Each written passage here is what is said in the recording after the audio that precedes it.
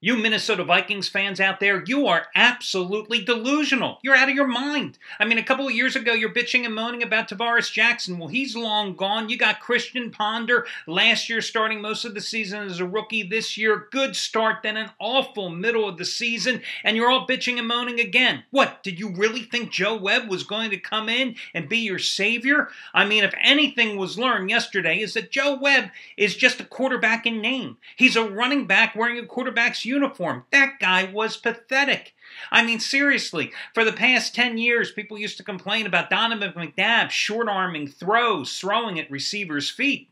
Jesus, I would have been happy if Webb just threw somewhere near one of his receivers' feet. I mean, he threw like a girl yesterday. That was a pathetic performance.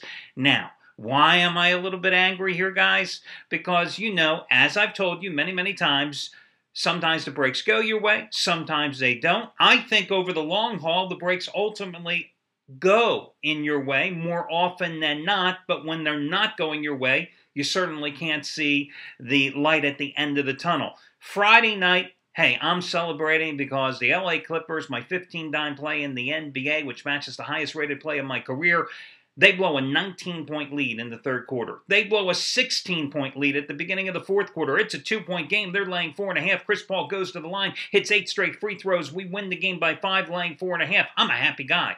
Yesterday, I give you free pick winners here. And remember, my free picks are the plays that I consider going with. That close to betting on, but instead, for one reason or another, they were orphaned, and I gave them away. And yesterday, did I not tell you the Texans would get the job done against the Cincinnati Bengals? And also, FYI, did I not also tell you Texans ain't got no chance to win the Super Bowl? Oh, what a pathetic performance by them yesterday. Then I give you UCLA in college basketball. I give you Indiana State in college basketball. So going into the Packers game, I am feeling good because I have another 15-dime play. I have the Packers in the over and a tease. And then they announce Christian Ponder isn't starting. Forget about what the line did. Forget about that. I mean, I knew the Packers were going to win the game. I wasn't at all concerned about the side portion of that wager. Right then, I knew I lost the game because of the total, because I've seen Joe Webb play. He sucks. I mean, seriously, yesterday, 11 for 32, I think. I think the bulk of his yardage came on the last drives when it was all garbage time. I mean, what a pathetic performance. So I lost the 15-dime play. And I wasn't the only one. Listen, Scott Delaney. Now, you know, Delaney and I don't see eye to eye that often. But let me just say, misery loves company, and we were both miserable last night, and we were miserable because of one reason, Joe Webb. Because he yesterday had his big 150-dime release, his teaser of the year, happened to be, of course, he'll blame me. He'll blame me saying that I jinxed him. He had the same exact damn teaser. Right then, I should have known. When I found out his, I should have never bet that game. But he had the same damn teaser as well on the Packers and the over in the teaser. And it was the first ever 150-dime play after 4 100-dime winners in football, college and pro combined over the previous 7 days. But again, as I always say, you know, when you have accumulated a bankroll, you have got to take big shots when you see fit. Because that's why you make a big bankroll into a monstrous bankroll. And the fact remains that if you've been following Scott Delaney, and my God, I hope you have. I mean, I've got his updated numbers here. He's still won 9 of the last 12 days, and still $10 bettors are still up $3,052 in that stretch. And he has still won 24 of the last 37 days, making $10 bettors $4,850. So still nothing to be ashamed of. But my God, Joe Webb. What a horribly disappointing way to finish Saturday as far as I'm concerned. But there were a lot of handicappers that had big days on Saturday. Let's talk about them. Shawn Michaels did it again. Just a phenomenal run with those NFL 100-dime releases cashing in yesterday with the Houston Texans, and today coming right back again.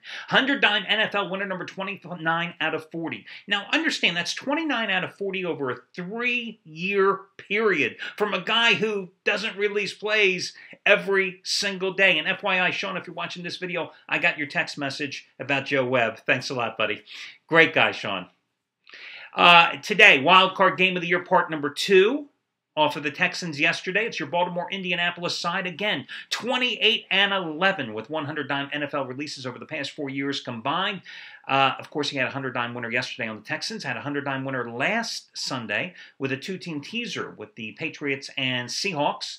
And it's also just as strong as his fourth straight college football 100-dime teaser winner with Oregon in the under in the Fiesta Bowl against Kansas State on Thursday night. $10 bettors have won $9,865 following his NFL and college football advice over the past 3 years combined.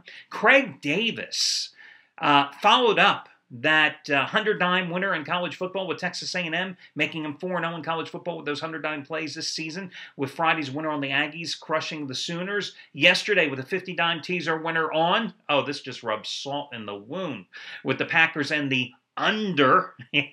Yeah, Craig, you should be sending Joe Webb a belated Christmas card and a thank you note today. That's all I've got to say to you. Today, though, he's upping the ante. 75-dime NFL winner number 3 in a row and 75-dime winner number 5 out of 6 overall. His wild card teaser of the year, Indianapolis, Baltimore, Seattle, and Washington, putting the sides together for his teaser. Bigger than last night's 50-dime teaser winner. As big as his 75-dime bowl teaser winner on New Year's Day with Wisconsin against Stanford in the Rose Bowl and Georgia taking care of business against Nebraska, and just as strong as his fourth straight Super Bowl winner on the Giants last February. Here's the numbers for Craig Davis, guys. Over the past 46 days in all sports, $10 bettors have won $3,855. And in the NFL, since last season, those same $10 bettors have won $7,785. Why do I give you these numbers every single day? Because I want to show you how handicappers, nobody wins every single day, but over the long haul, the guys that win consistently, especially in particular sports that are applicable right now, I wanted to let you know and put it in a perspective that you can easily comprehend. And I mean, again, $10 bettors. $7,785 following Craig's NFL advice since last year. No big surprise, the guy used to be director of fantasyfootball.com, the president, in fact, that organization. And, I mean, you've heard him on the radio. You've probably seen him on TV. This is what he does. I mean, college and pro football, this is what he excels in. Anthony Redd's on another roll, going for winning day number 6 out of 7 with his football winner number 10 out of 13. 50-dime football winner number 6 in a row, the Seahawks-Redskins side. He had a 50-dime winner yesterday on the Texans, 50-dime bowl winner with Louisville outright over Florida earlier this week, 50-dime bowl winner Florida State over Northern Illinois, 50-dime bowl winner Tulsa over Iowa State. That's the type of run he is on. A-Red has made $10 bettors and himself, because you know he is a professional gambler here in Vegas, been so for over 15 years. He's made $10 bettors, $2,310 just the past 6 days alone. So those are among the hot handicappers you should be aware of today.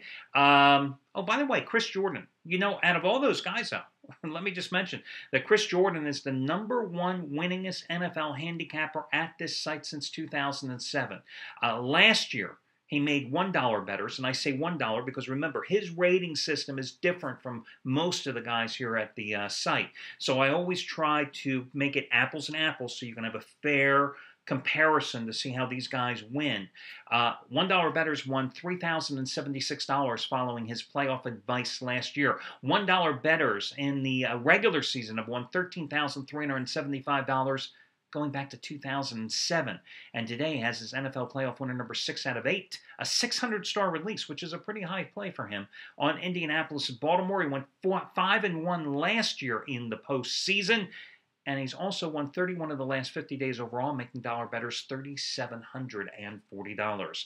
Listen, your money-saving discount coupon code today, guys, is going to be WEB11. WEB11. Where did I come up with that money-saving discount code? Because that's the number of passes that our boy Joe Webb managed to complete yesterday. I don't know how he completed 11. With the way he was throwing the ball, I mean, seriously, I'm shocked that he completed 11. Webb 11, W-E-B-B 11, W-E-B-B 11. That will save you $11 off a single purchase today. Webb 11, W-E-B-B and the number 11, and I swear to you guys, I will never mention this guy's name again for all of us that got screwed yesterday. Okay, let's talk about your free pick. Gave you the Texans yesterday. I'm going to go with Baltimore today.